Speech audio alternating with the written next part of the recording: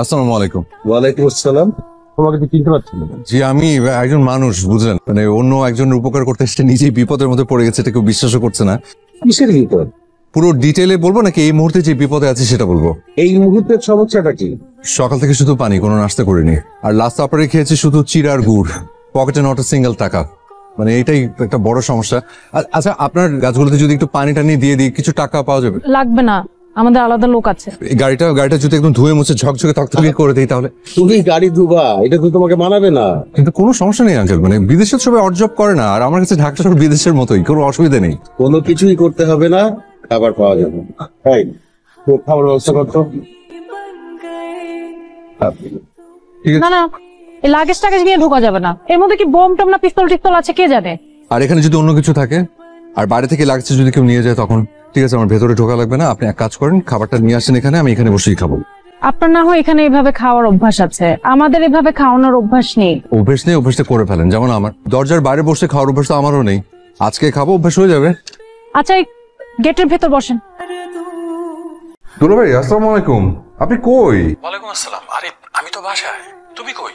আমি তো আপনার বাসার দরজার সামনে দাঁড়ায় আছি। তুমি দরজার সামনে দাঁড়াও, আমি নিচে দিয়ে চাবি দিতেছি। মানে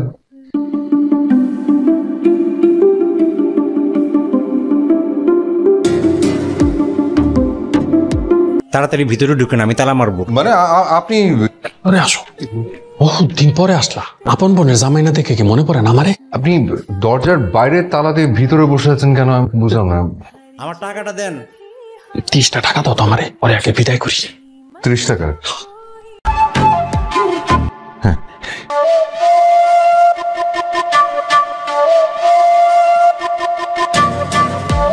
এমনিতে তেমন কোনো সমস্যা নেই।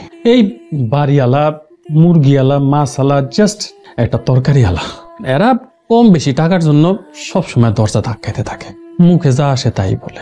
আমার সিচুয়েশন, মান সম্মান কোনো কিছুর কথাই চিন্তা করে না। তাই সেন্টু মিয়ারে রাখছি তালা লাগানোর জন্য।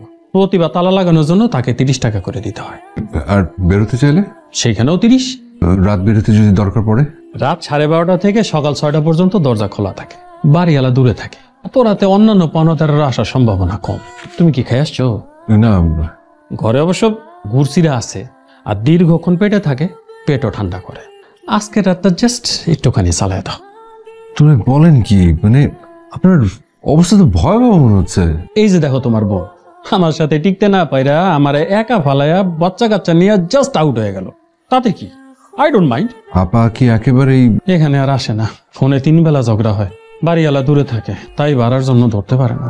কিন্তু দুলা ভাই, আপনার অবস্থা তো ভালো ছিল, হঠাৎ এই অবস্থা হওয়ার কারণ কি? এই শেয়ার ব্যবসায় পরপর ধস নাই মা, আমারে ধসায় দিচ্ছে। চলো শুয়ে পড়ি, চিন্তা করো না।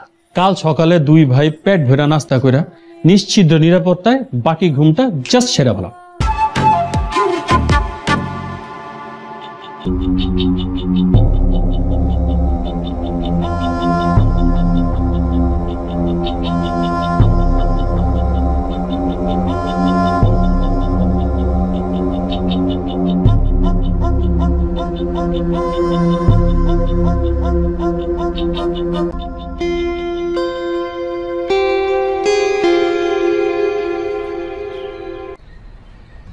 দুলা ভাই, দুলা ভাই, কি আসছে? কই গেল?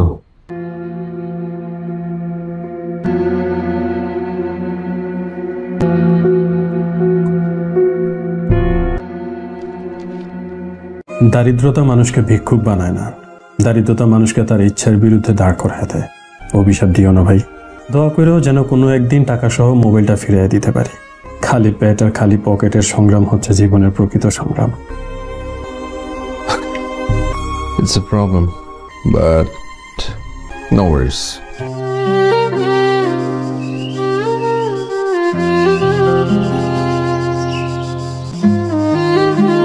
ভালো আছেন?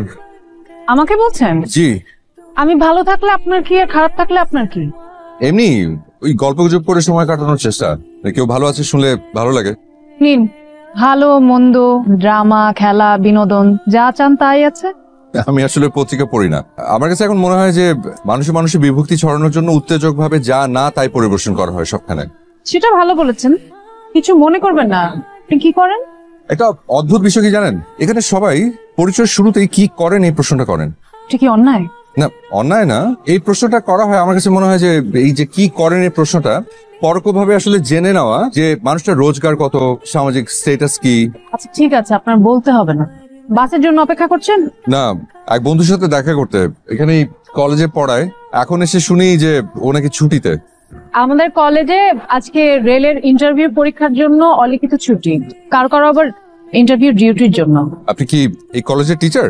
মাত্র 3 মাস হলো জয়েন করেছে, এখনো ঠিক মতো পড়াতে পারিনি। আমিও কিন্তু পড়াই একটা স্কুলে, এনজিও স্কুলে। কোথায় স্কুল?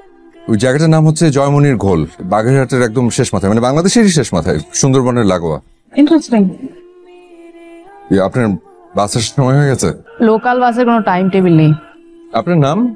আমার নাম জেনে আপনি কি করবেন? বাস চলে এসছে। তার মানে আমার জীবনের একটা বাস স্টপেজের স্মৃতিতে আপনি সব আপনার নামটা জেগে থাকলো। ডাক নাম সুমনা। শুনতে কিন্তু দারুণ।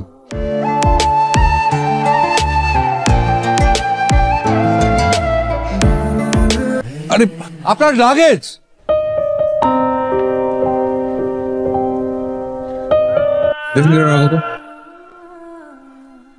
এই যে শুভনা, পেয়েছি আপনাকে। আপনি এখানে হ্যাঁ। কাকে খুঁজছেন? আপনাকে। আপনি আমার বাসা ঠিকানা কিভাবে পেলেন? আপনার কলেজ থেকে ঠিকানা ম্যানেজ করেছি। আমাকে একটু 400 টাকা দিন তো, সিএনজি ভাড়া। সিএনজি ভাড়া মানে? আরে আপনার লাগেজটা নিয়েই তো সিএনজি নিয়ে আপনার খোঁজে এলাম। এই যে। এটা আমার লাগেজ, আপনাকে কে বললো? কেন, এটা আপনার লাগেজ না? না। ভাড়াটা দেন। আচ্ছা ঠিক আছে, আপনি এটা রেখে আমাকে 400 টাকা দেন, আমি পরে টাকা দিয়ে এটা নিয়ে যাব। আপনার সিএনজি ভাড়া আমি কেন দিব বলেন তো? তা ঠিক, আপনি আমার ভুলের মাসুল কেন দিবেন? ভাই আমার টাকাটা। ভাই একটু একটু আমার দেরি হয়ে যাচ্ছে। আচ্ছা একটু দাঁড়ান।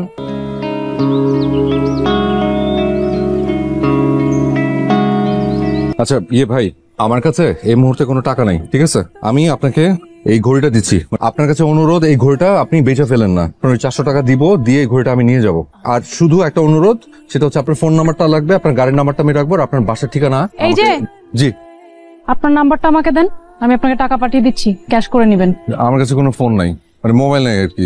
আপনি এক কাজ করেন, সিনজি ভাইয়ের ফোন নাম্বারটা আর গাড়ির নাম্বারটা আপনি একটু কষ্ট করে একটু আপনার মোবাইলে একটু টুকে রাখেন। 017 হ্যাঁ 017 588। ঠিক আছে ভাই, আপনি যাইতে পারেন। 14 64 39 ঢাকা মেট্রো খ। আমি যে সিএনজি ওলার নাম্বার, সিএনজির নাম্বার নিলাম, এটা দিয়ে আমি এখন কি করব? একটা কাগজের মধ্যে আমাকে একটু এই ফোন নাম্বারটা, সিএনজি নাম্বারটা আমাকে একটু লিখে দেন। মানে? আসসালামু আলাইকুম। ওয়ালাইকুম আসসালাম। তোমাকে তো চিনতে পারছি না। জি, আমি একজন মানুষ, বুঝলেন, মানে অন্য একজনের উপকার করতে এসে নিজেই বিপদের মধ্যে পড়ে গেছে, এটা কেউ বিশ্বাসও করছে না। কিসের বিপদ? পুরো ডিটেইলে বলবো নাকি এই মুহূর্তে যে বিপদে আছে সেটা বলবো? এই মুহূর্তের সমস্যাটা কি? সকাল থেকে শুধু পানি, কোনো নাস্তা করিনি, আর লাস্ট আপারে খেয়েছি শুধু চিড় আর গুড়, পকেটে নট সিঙ্গেল টাকা। মানে এটাই একটা বড় সমস্যা। আচ্ছা আপনার গাছগুলোতে যদি একটু পানি টানি দিয়ে দিই, কিছু টাকা পাওয়া যাবে? লাগবে না, আমাদের আলাদা লোক আছে। এই গাড়িটা যদি একদম ধুয়ে মুছে ঝকঝকে তকতকে করে দিই তাহলে? তুমি গাড়ি ধুবা, এটা তো তোমাকে মানাবে না। কিন্তু কোনো সমস্যা নেই আঙ্কেল, মানে বিদেশের সবাই অর্জব করে না, আর আমার কাছে ঢাকা শহর বিদেশের মতোই, কোনো অসুবিধা নেই। কোনো কিছুই করতে হবে না, খাবার পাওয়া যাবে। তাই খাবার ব্যবস্থা করতো। ঠিক আছে। না না, এই লাগেজ টাগেজ নিয়ে ঢোকা যাবে না, এর মধ্যে কি বোম টম না পিস্তল টিস্তল আছে কে জানে। আর এখানে যদি অন্য কিছু থাকে আর বাইরে থেকে লাগছে যদি কেউ নিয়ে যায় তখন? ঠিক আছে, আমার ভেতরে ঢোকা লাগবে না, আপনি এক কাজ করেন, খাবারটা নিয়ে আসেন এখানে, আমি এখানে বসেই খাবো। আপনার না হয় এখানে এভাবে খাওয়ার অভ্যাস আছে, আমাদের এভাবে খাওয়ানোর অভ্যাস নেই। অভ্যেস নেই, অভ্যেসটা করে ফেলেন, যেমন আমার দরজার বাইরে বসে খাওয়ার অভ্যাস তো আমারও নেই, আজকে খাবো, অভ্যাস হয়ে যাবে। আচ্ছা এই গেটের ভেতর বসেন। ঠিক আছে। কি? বাবা, ছেলেটাকে আমার ভেতরে ঢুকতে দিতে আপত্তি নেই, কিন্তু ওর সাথে যে লাগেজটা আছে সেটা ভেতরে ঢুকাতে আমার আপত্তি। কেন? ওটার মধ্যে কি না কি আছে কে জানে, নেশাদ্রব্য নাকি বোমা টোমা। ছেলেটাকে তুই ডাইরেক্ট জিজ্ঞেস কর যে ওর ভিতরে কি আছে, তাহলে তো হয়ে গেল। সে কি করে জানবে? সে ভেবেছে এটা আমার লাগেজ, এজন্যই তো এখানে নিয়ে এসছে। ও ভাবলো কেন যে এটা তোর লাগেজ? কারণ বাস স্টপেজে তার সাথে আমার দেখা হয়েছিল, তার ধারণা আমি সেখানেই ভুলে লাগেজটা ফেলে রেখে চলে এসেছি। তাহলে খাবারটাও কি? ও বলেছে খাবারটা বাইরে দিতে। এটা তো ভালো দেখাবে না রে মা। ভালো মন্দ জানি না, এছাড়া আর কোনো উপায় নেই।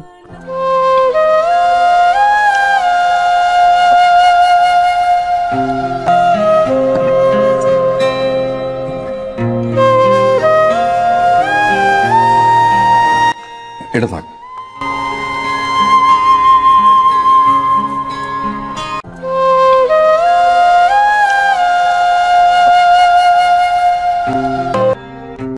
খাওয়া শেষ?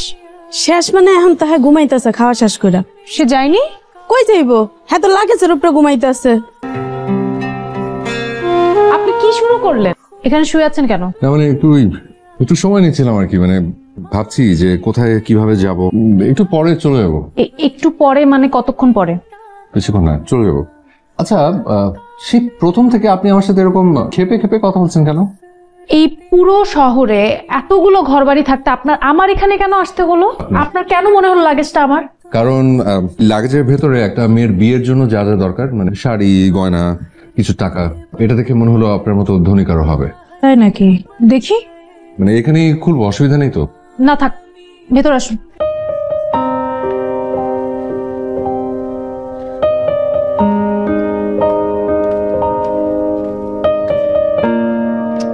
আচ্ছা, আপনি তো এখান থেকে টাকা নিয়ে সিএনজি ভাড়া দিতে। কি যে বলেন, আমি অন্যের টাকা না বলে কেন নেব? জিনিসগুলো কারো বিয়ের। একটা কাজ করা যায়। কি? এখানে তো জুয়েলারি আছে, জুয়েলারির বক্সে কোথাও দোকানের নাম ঠিকানা কিছু তো থাকবে। কার্ড, এই যে কার্ডের নাম্বার থেকে ফোন দিলেই তো হয়ে যায়। আমার তো ফোন নেই, আপনি একটু ট্রাই করে দেখেন না। হ্যালো, আসসালামু আলাইকুম। আচ্ছা, আপনাদের এখান থেকে হাবিবুর রহমান নামে একজন 7 তারিখে একটা গয়না নিয়েছিল। আচ্ছা, আমাকে একটু ওনাদের অ্যাড্রেসটা একটু মেল করবেন please. Thank you so much. Thank you. আচ্ছা, ঠিকানা পাওয়া গেছে, ওরা মেল করছে, আমি আপনাকে লিখে দিচ্ছি, আপনি নিয়ে যান।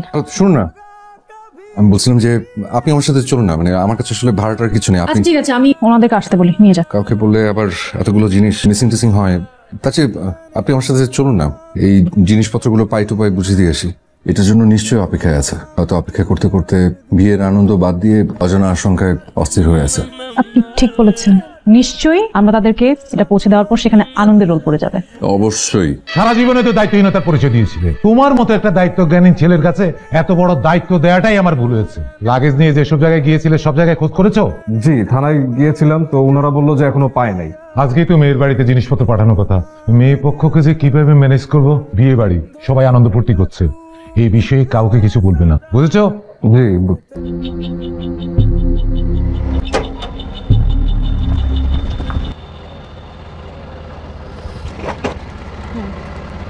এইটাই তো না?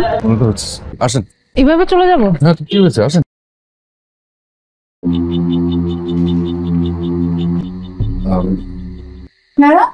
আমরা একটা জরুরি বিষয়ে কথা বলতে এসেছি। কি বিষয়ে কথা বলতে যাচ্ছি? আচ্ছা, বাড়ির বড় কাউকে একটু ডাকবেন তো। এই দুইজন অপরিচিত মানুষ এসেছে। এভাবে হবে না আসলে, যে যার মতো বিয়ে বাড়ির আনন্দ নিয়ে ব্যস্ত, যা করে ডাইরেক্ট আওয়াজ দিয়ে করতে হবে। আসেন তো। আপনারা কি ব্যাপার বলেন তো? আপনাদের এখানে কোনো মুরব্বী বা বড় কাউকে একটু জিজ্ঞেস করতে পারবেন তাদের কিছু হারিয়ে গিয়েছে কিনা?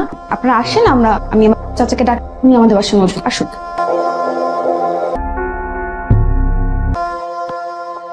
নাও ধরো।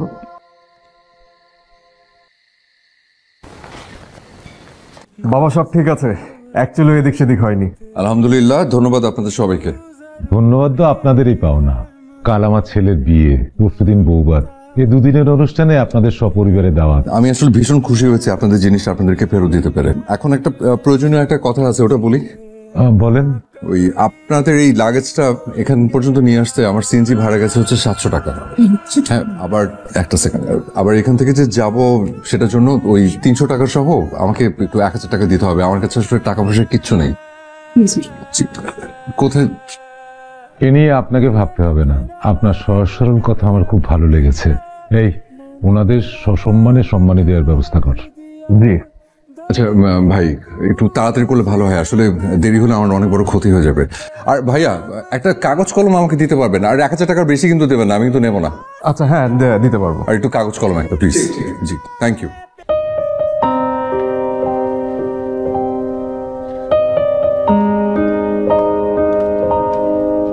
আচ্ছা, মান সম্মান বলে একটা ব্যাপার তো আছে নাকি? এই কয়টা টাকা না নিলে কি হতো? আপনার কোনো সমস্যা হতো না, কিন্তু আমার অনেক সমস্যা হতো। ওরা কি ভাবলো বলেন তো? যেখানে ওদের স্মৃতিতে মহৎ দৃষ্টান্ত হয়ে থাকতে পারতাম, সেখানে মহৎ হচ্ছে দায়িত্ববান হওয়াটা জরুরি। আমাকে আমার গন্তব্যে পৌঁছাতে ভাড়া লাগতো, আর ওই ভাড়াটা ম্যানেজ করা আমার দায়িত্ব। আর স্মৃতির কথা বলছেন, অ্যাপ্লাইড ফিজিক্সে মাস্টার্সে দুর্দান্ত রেজাল্ট করার পরে বাবা খুব কষ্ট করে একটা দামি হাত ঘুরে আমাকে উপহার দিয়েছিলেন।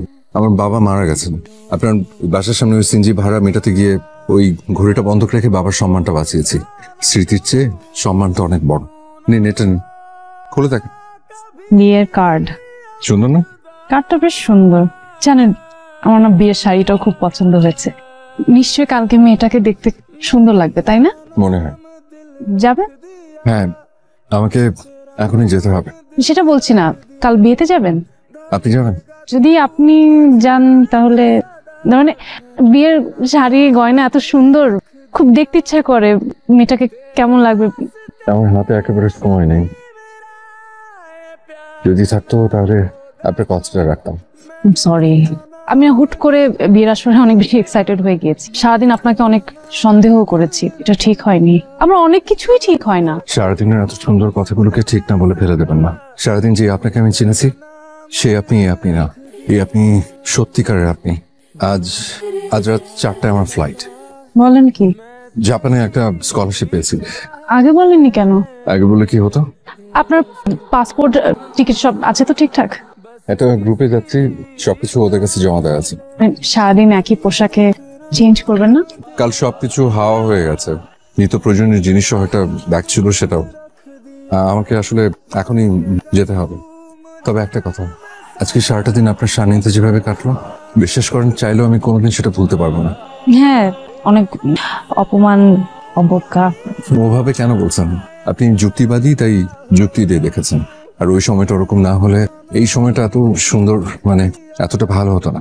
রাত হয়ে গেছে, সব দোকানপাটও তো বন্ধ হয়ে গেছে।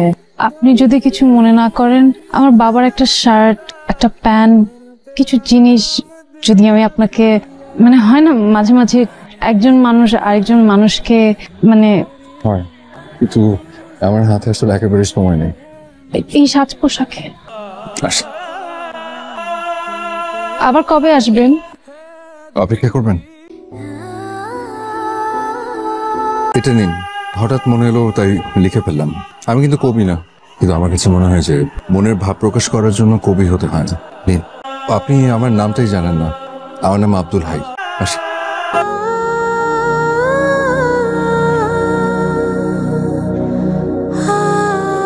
এখানে এখনো নিশ্চুপ দূরত্বের সন্দেহগুলি বসে থাকে, দূর থেকে কড়া নাড়ে হেরে যাওয়ার গল্পরা। আমার সংক্ষিপ্ত মধ্যবিত্ত সময়ের পরিচয়ে আপনি জেগে থাকবেন অনেক দিন, হয়তো কারণবিহীন কোনো কারণে।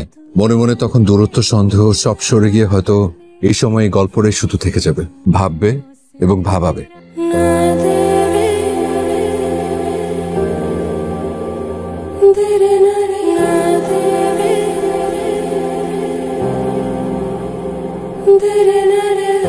আর কত অপেক্ষা করবি? বলেছি না, এটা নিয়ে আর কোনো কথা বলবে না। বলবো না কেন বল? প্রায় 2 বছর হয়ে গেল ছেলেটার কোনো খবরাখবর নাই। দুনিয়াটা এখন মানুষের হাতের মুঠায়, আর এই ছেলে না আছে কোনো ফোন, না কোনো যোগাযোগ। তার জন্য কেন? এখনো কেন তুমি রাত করে বাড়ি ফিরলে মা খাবার নিয়ে তোমার জন্য অপেক্ষা করে, আর তুমি বাড়ি ফিরে মাকে না দেখলে হাসপাস করো কেন? এতদিনের বিবাহিত জীবনে দুঃখ, আনন্দ, বিশ্বাস, আস্থা নিয়েই তো আছি। হেবো না, আমারও এটাই হবে। তুমি বসো, আমি গেছি।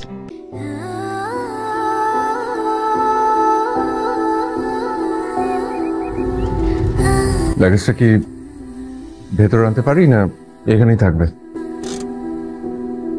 পারবেন, পরে রেখেছি যাতে হারিয়ে না যায়। ভুল করেছি? না। কে এলো রে মা? যার অপেক্ষায় ছিলে সে এসেছে। আর তুমি ছিলে না? কোথায়? অপেক্ষায়।